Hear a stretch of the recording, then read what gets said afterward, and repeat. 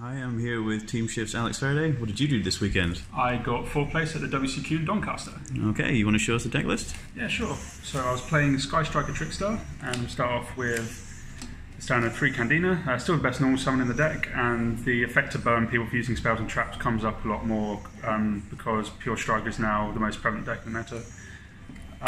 Double Licorice. I'm not playing Desire, so I felt 2 was enough, and it gave me room to play other things in the deck. 1 Lily Bell for the loot, getting back resources, making weak plays and such.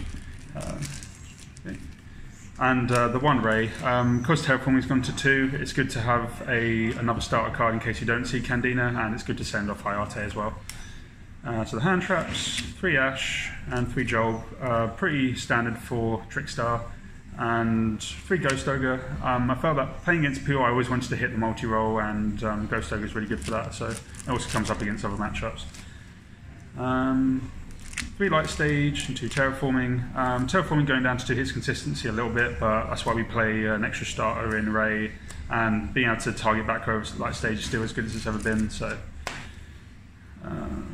3 Engage, card insane, not much to say about that. And the targets for Engage are drones, Anchor, Afterburners, and the 1 Ray.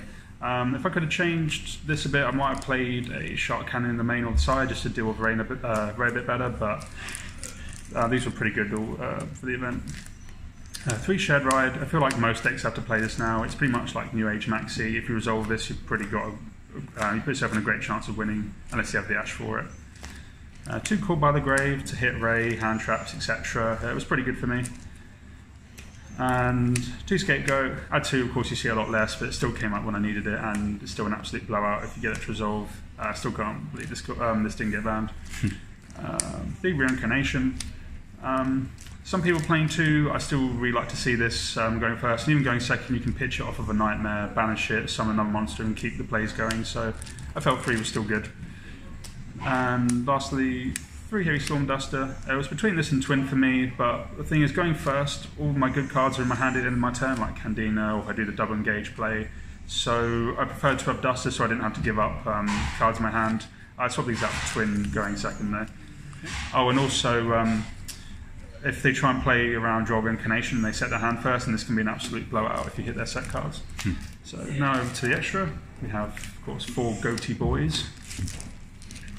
And we have 2 Gagari, 1 Shizuku, 1 Hayate. Because I'm not playing that many Sky Striker targets, 1 Shizuku was enough. Hayate is good to send off Engage or Ray, and Gagari is just crazy. So for the Scapegoat, we have 1 Link Rebo, 1 Link Spider, not much to say there. I really like Link Rebo as a card. Reapodocus, shout out to Jack for lending me 1 of these for the event. I also found that if you get stuck under Secret Village, if you're playing against Swordcast or something, you can put a monster underneath this and turn it into a spellcaster to get around Secret Village, which is cool. And it's just good for clearing monsters like Space Insulator does. 1 Holy Angel, I think I only made it about once. Comes up sometimes, but didn't really that much over the weekend. 1 Cerberus, 1 Phoenix, 1 Unicorn for the Nightmare package. Cerberus came up the least, but these 2 were really good. This is probably the only card I'd cut in the extra. Well, either this or Holy Angel, if I was to make space. 1 Trisbane, good for back row heavy decks. I didn't really play any over the weekend, or I just didn't have a chance to make this really, so never made it. Firewall Dragon for the loop. Never had an opportunity to loop, so I didn't make it.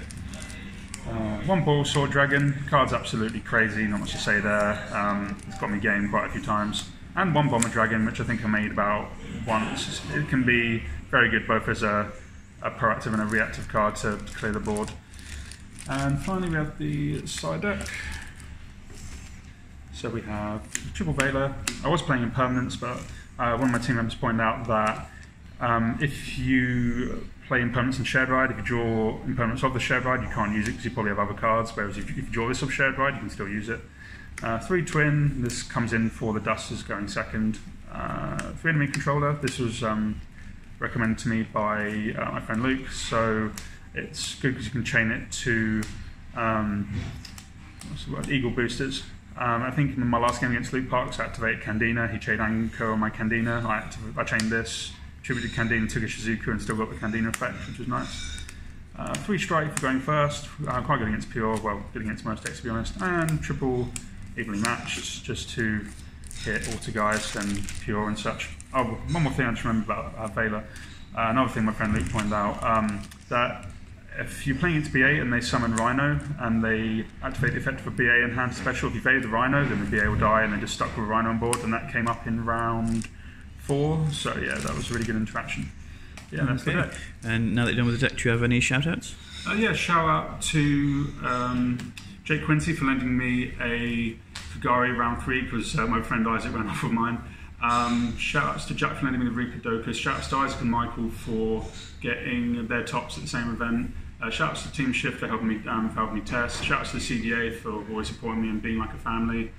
And yeah, shout out to Cormac for letting me do the video here. Okay, great, thank you.